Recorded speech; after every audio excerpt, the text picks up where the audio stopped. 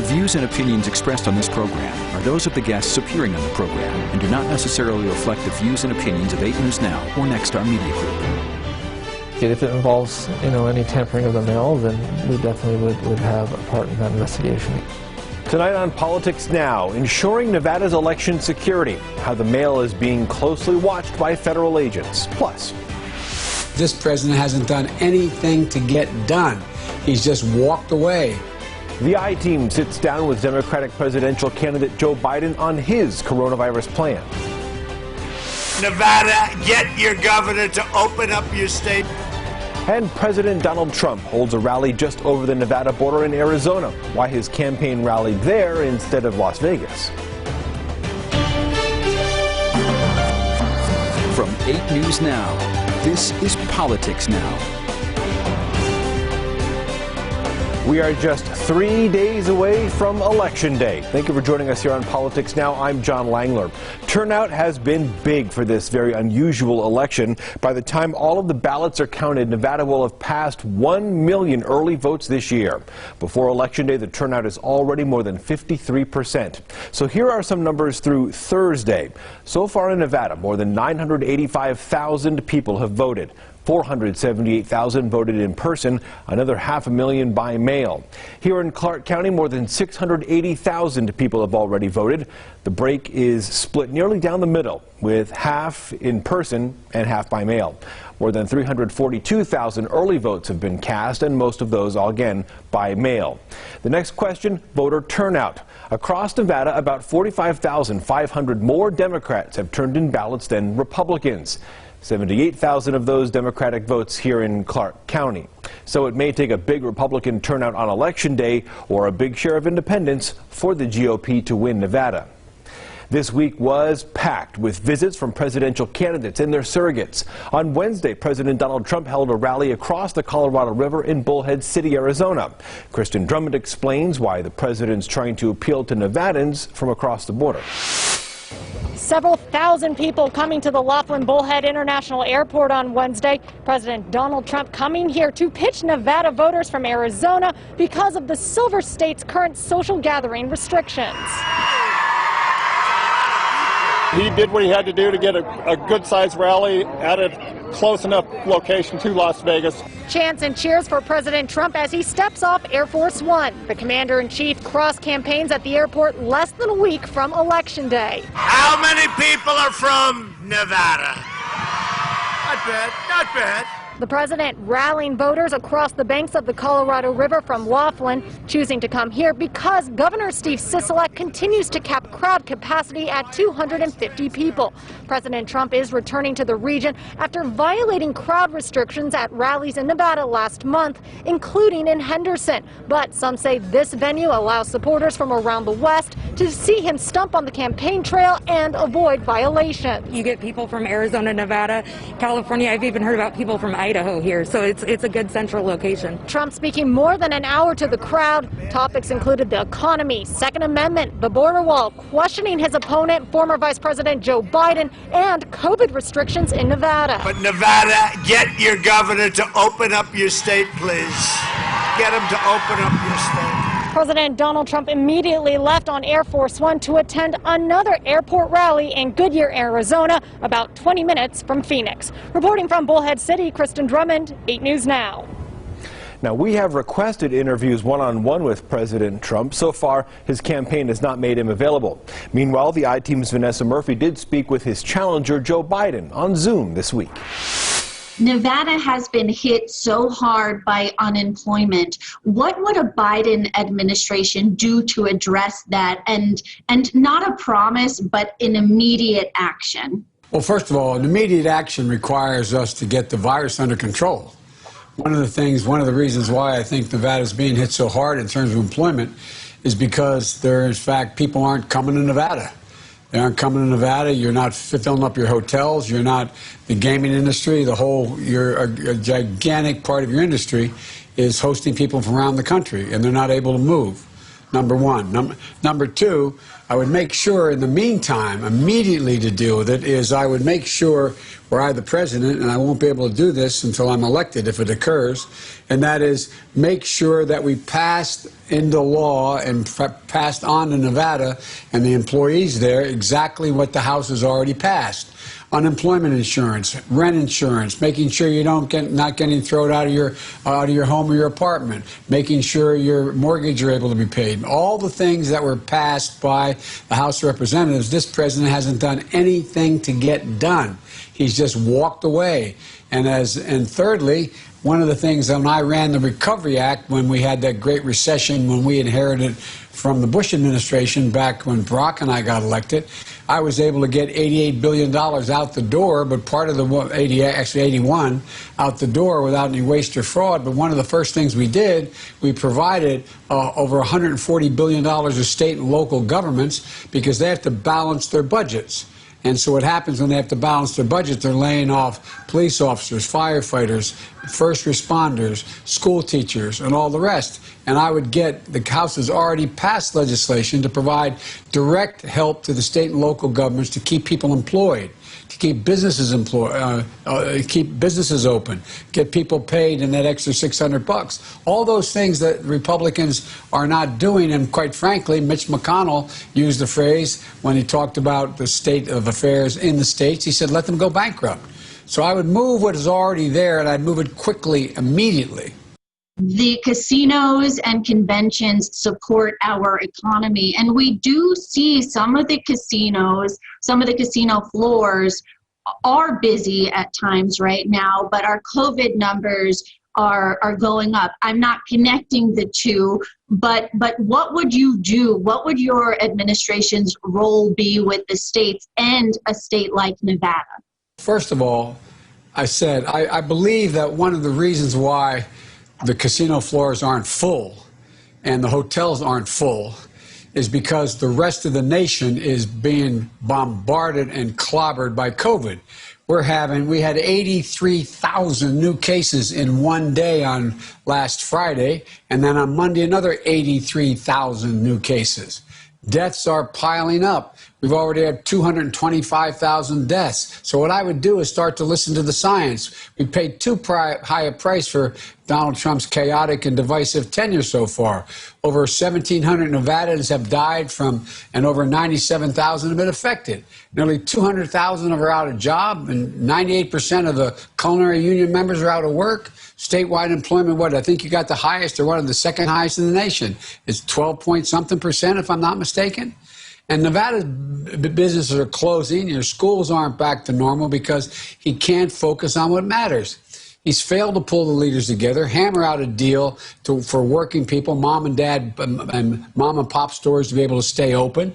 Democratic House passed a bill all the way back in May that they call the HEROES Act. And so what I'd be doing is getting the money out immediately to help those businesses stay open, to be able to pay their employees, to be able to provide I'll give you one example.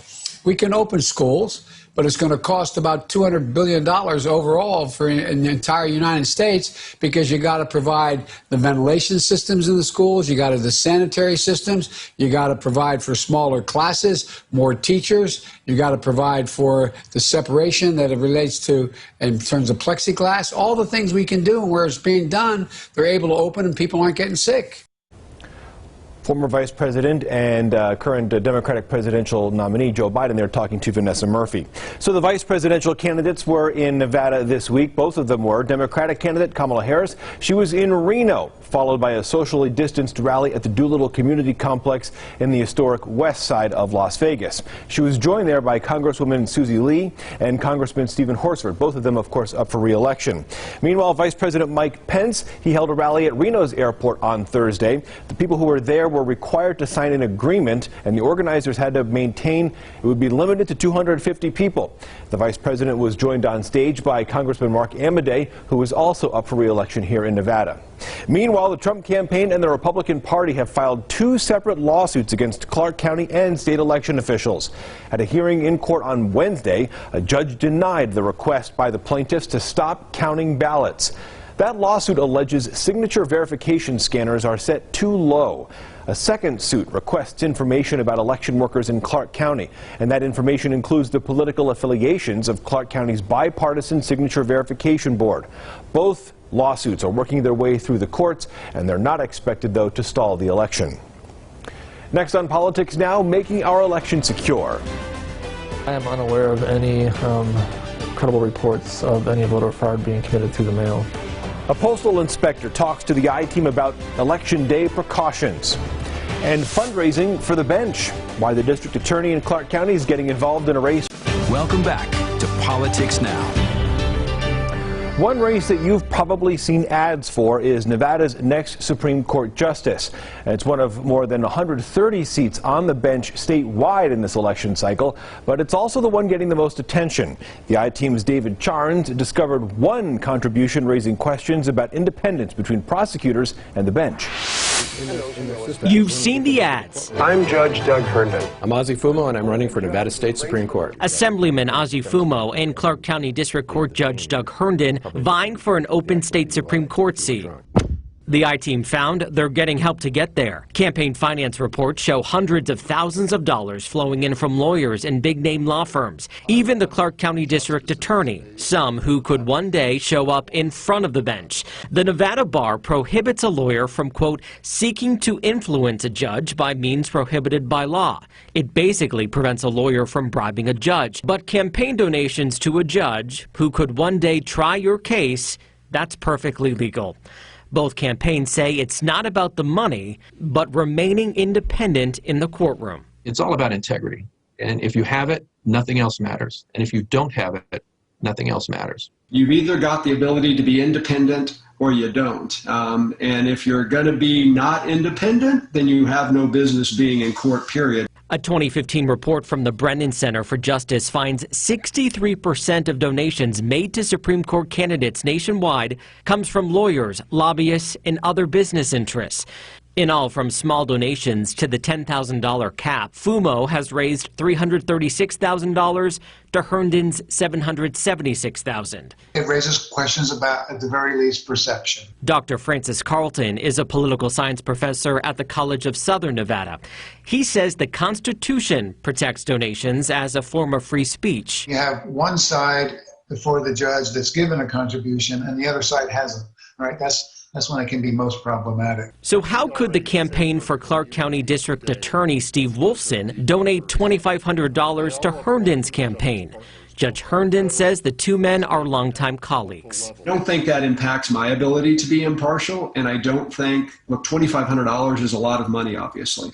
But I don't think in the context of a campaign, it's an amount of money that would make anybody say, wow, you can't be impartial now because, you know, that guy gave you that much money. In a statement, Wolfson said, in part, my support is determined by my personal knowledge of the candidate's qualifications and my belief that they are the best choice to fill the position, adding nothing bars him from supporting one candidate over the other. It comes, in a sense, a leap of faith. Yeah, that is not inaccurate to say that. Carlton says because the law is clear, donations to judicial campaigns are legal. We simply have to put our trust in an independent court. Once you have those, you're going to have the issue of campaign contributions. David Charnes, 8 News Now. On top of donations made to the candidates, political action committees, or PACs, can indirectly finance these candidates as well. Both Fumo and Judge Herndon say they're aware of at least one PAC working in their favor, pumping even more money into that race. So, with the election just days away, President Donald Trump, he is still questioning the integrity of Nevada's election.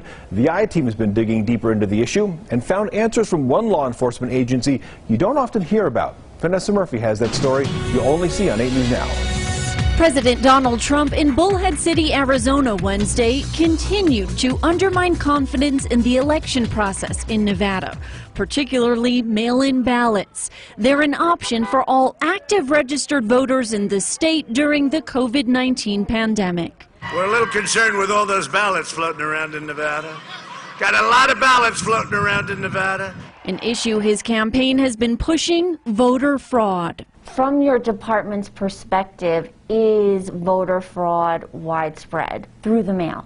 No, as of right now, I am unaware of any credible reports of any voter fraud being committed through the mail. And that's something Postal Inspector Trevor Hudson would look into. If it involves, any tampering of the mail, then we definitely would have a part in that investigation. He's part of a team in Las Vegas. We are a federal law enforcement agency, so we carry guns, we make arrests, we serve search warrants. It's an agency more people are becoming familiar with after its role in the arrest of former Trump advisor Steve Bannon and in the lead-up to November 3rd. Well, one of our missions as a postal inspector is to protect the security of the mail.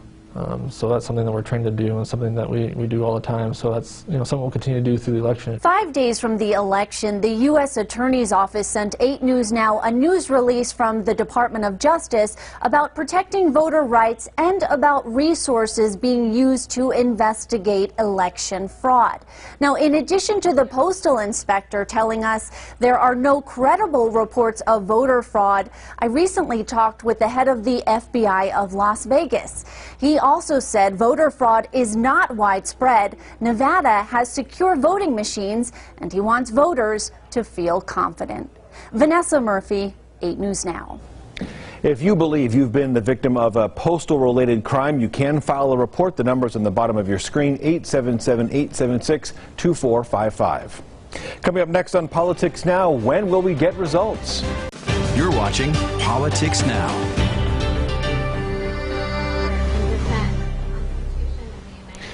Amy Coney Barrett sworn in as the 115th Supreme Court Justice earlier this week. She is the 5th woman on the High Court.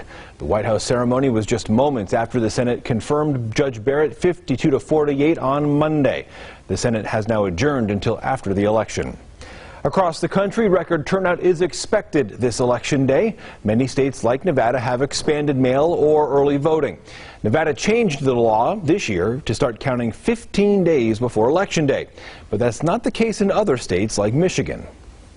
We're trying to manage expectations now to say when the system works, when people are counting ballots effectively and efficiently and carefully and accurately, that takes time. It can't be done instantly. Let's start by talking about what Election Day, what it's going to look like. How long will we have to wait to see the ultimate results? Yeah, and that's the big unknown. We have, though, been talking to election officials in states around the country, and the message that they basically have is that they want the public to be prepared to have to wait perhaps a few days, perhaps a few weeks. We really don't know. And there are a couple of issues at play. One of them is that we are already seeing record numbers of people vote either by mail or early in person in states that allow that. So there's already a larger volume. The other issue is the vote by mail. The thing is that some states, they're allowed to pre-process all of these ballots that they're getting in the mail. Here in Virginia, for example, election officials told me they can run the ballots as they get them, and then on election night, all they do is essentially push a button to get the tally to that point. But other states, they're not allowed to do that at all. They cannot begin any type of pre-processing until election day or maybe the day before. So that's something that election officials in Michigan, for example, are really concerned about, and it could take them days, perhaps weeks, to catch up and count all of those ballots that they got ahead of time. What concerns are there on Capitol Hill about the role, and other people involved in the election, the concern of the role they're going to play after Election Day? We've kind of focused a lot on the messaging on social media leading up to the election and whether or not there's political bias on these platforms. That's been a huge, issue here that lawmakers have focused on Capitol Hill. But it was really interesting because this week there was a hearing in the Senate with the CEOs of Twitter, Alphabet, which is Google, and Facebook. And Mark Zuckerberg actually said that in the days after the election, Facebook will actually be flagging any candidates or any posts that claim victory in any races that have not actually been decided. And he said that the way that will happen is that the flag will have an attachment and maybe some sort of link that explains that actually this race is still ongoing, it's not been completed, states are still counting. That was our Washington, D.C. correspondent, Alexandra Limon. So for results here in Nevada, we started counting 15 days early, but ballots still have to be postmarked by November 3rd. And then election officials will have to wait up to 7 days for the mail-in ballots to actually arrive, again, depending on when they've been postmarked. So final certified results will come about a week after the election. However, you still may know who won many of the races on election night, depending on how big the gap is and how much of a vote we get on election eve. The question is, though, are you ready for Election Day? We're going to tell you about some of the coverage plans and when you might expect all the results.